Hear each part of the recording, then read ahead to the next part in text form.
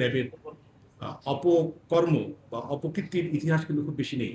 র্যাবকে যদি সঠিকভাবে পরিচালনা করা যায় তাহলে র্যাব সঠিকভাবে পরিচালিত হতে পারে। সরকারের কথা বলি এবং এখন সময় দীর্ঘ সময় আমরা পাচ্ছি, আমাদের কার্যক্রম যদি আপনারা পর্যালোচনা করে দেখেন তখন দেখবেন যে র্যাবের অপকর্ম বা অপকীর্তির ইতিহাস কিন্তু খুব বেশি নেই।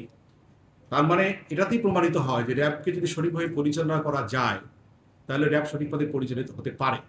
এবং আমি মনে করি এ ব্যাপারে সরকার চেষ্টা করছেন আমাদেরকে ভালো কাজে সম্পৃক্ত করবার জন্য, এবং আমি আশা করি, বিশ্বাস করি যে র্যাব সঠিকভাবে পরিচালিত হবে।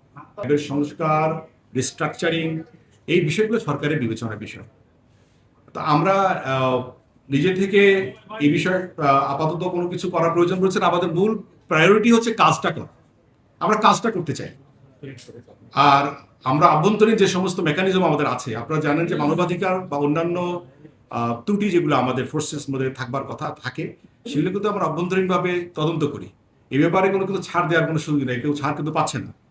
সুতরাং এই কাজগুলোর মাধ্যমে আমি আশা করি আর সে বেলা শেষে আমরা একটা ভালো অবস্থানে যেতে পারবো, এবং আমাদের বিরুদ্ধে যে বিষয়গুলো আছে এগুলো আস্তে আস্তে সমাধান হয়ে যাবে।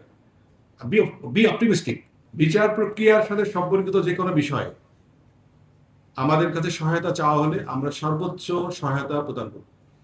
আমাদের কাছে যা আছে, যেটুকু তথ্য থাকবে তার ভিত্তিতে, যে তথ্য আমার কাছে নেই বা থাকবে না বা আমার কাছে আমার দেবার সামর্থ্য বা সাধ্য নেই, সেক্ষেত্রে হয়তো আমরা অপারগতা প্রকাশ করতে পারবো, কিন্তু যতটুকু সাধ্য এবং সামর্থ্যের মধ্যে তথ্য আমাদের কাছে আছে তা আমরা বিচার প্রক্রিয়াকে এগিয়ে নিয়ে যেতে প্রয়োজনীয় সহায়তা করব।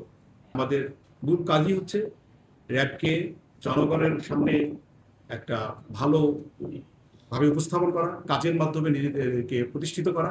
সুতরাং র্যাব সম্পর্কে যে কোনো সিদ্ধান্ত সরকার নেবেন, আমরা শুধু আমাদের কাজটুকু করব।